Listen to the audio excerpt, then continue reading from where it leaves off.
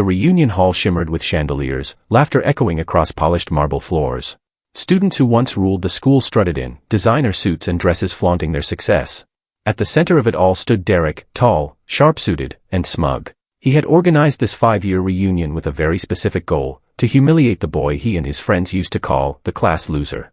That boy's name was Ethan. In high school, Ethan was quiet, shy, and always picked on. His clothes were worn, his shoes scuffed, and his lunches often came from free meal programs.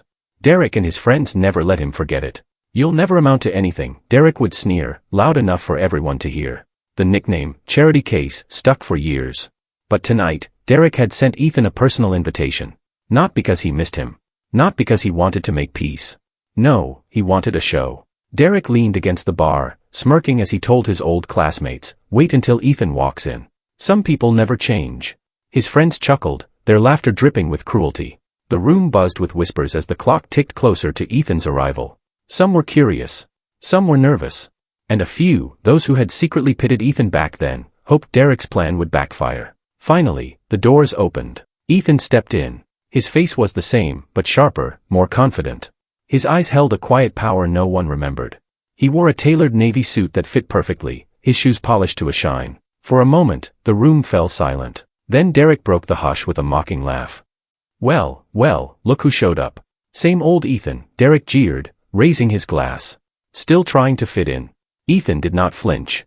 He scanned the room slowly, his calm gaze meeting the eyes of people who once looked down on him. He smiled slightly, polite, measured, controlled. "I am glad to be here," Ethan said softly. His voice carried a surprising weight, silencing some of the chuckles. It has been a long 5 years.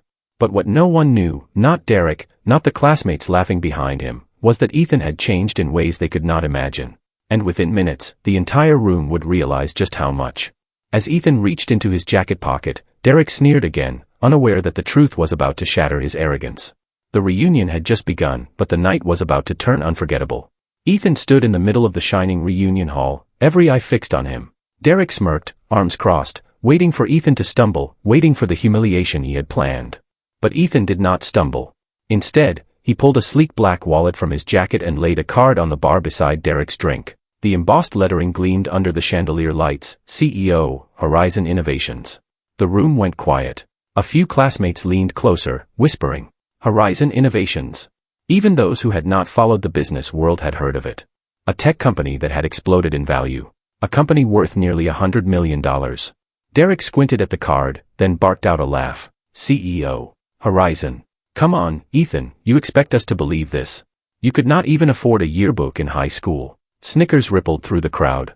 But Ethan did not answer Derek's mockery.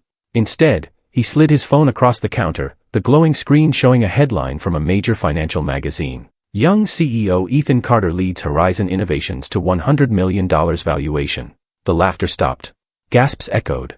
One girl covered her mouth. "Wait, that is him. I read that article last month." Another classmate whispered, "Oh my God, he is real. He is the reason Horizon is everywhere now." Derek's smile faltered. His glass trembled slightly in his hand. But his pride was louder than his fear. He forced another laugh. "So what? You made a few dollars. That does not change who you are, Ethan. You are still the kid we all knew, weak, awkward, nothing special." Ethan turned to him calmly. His voice steady, but sharp as a blade. "You are wrong, Derek.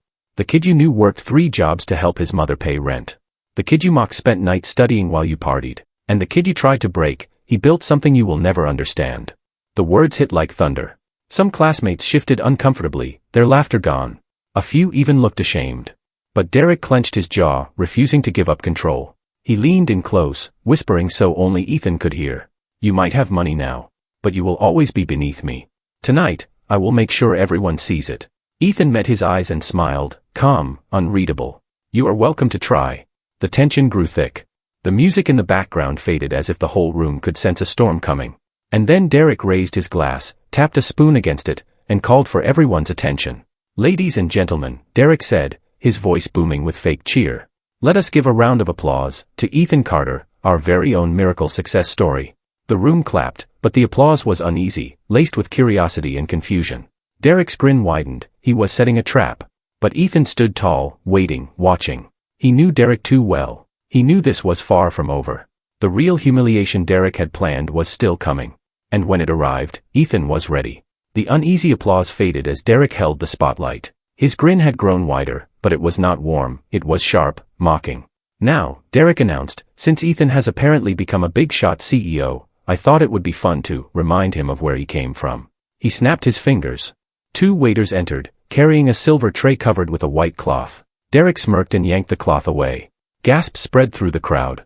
On the tray sat Ethan's old, torn backpack from high school, faded, stained, and stuffed with papers Derek had kept all these years.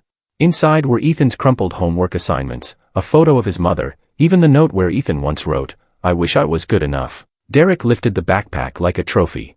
"Remember this. The loser's bag. You carried this thing everywhere. You were a walking pity party. Look at it, look at him." Laughter broke out again, crueler this time. Some classmates covered their mouths, others whispered. Derek dug through the bag, pulling out Ethan's old math test with a red C- scrawled across it. "Ladies and gentlemen," Derek sneered, holding it high, "this was the real Ethan Carter. Not some fancy CEO, just a weak kid who could not even pass algebra without crying." The laughter echoed louder, and for a moment, Ethan stood frozen. That backpack had been his life, his struggle, his pain. Seeing it mocked under the chandelier lights felt like a knife reopening old wounds. Derek leaned close, voice dripping with venom. "No matter how much money you make, you will always be the same failure you were in this backpack." The room buzzed with tension. Some classmates shifted, realizing Derek had gone too far. But Derek was drunk on his cruelty. He slammed the backpack onto the floor, spilling the papers. The photo of Ethan's mother slid across the polished tiles. Ethan's eyes darkened. His jaw tightened. For years, he had swallowed the insults, the mockery, the humiliation. But not tonight. Not anymore. He bent down slowly, picked up the photo, and tucked it carefully into his pocket. Then he looked up, locking eyes with Derek. The room went silent.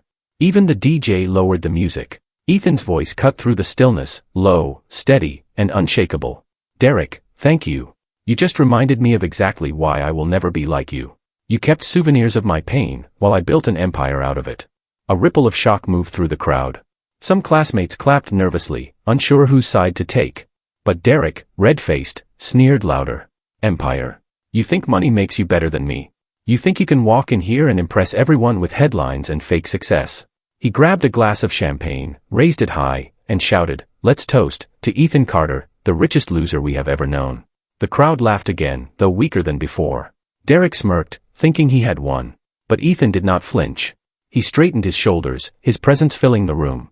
His calmness unsettled Derek, who expected anger, not control. Then Ethan took a step forward, lifted his own glass, and said something that made Derek's smirk vanish in an instant. "Funny thing, Derek, this reunion was not about you.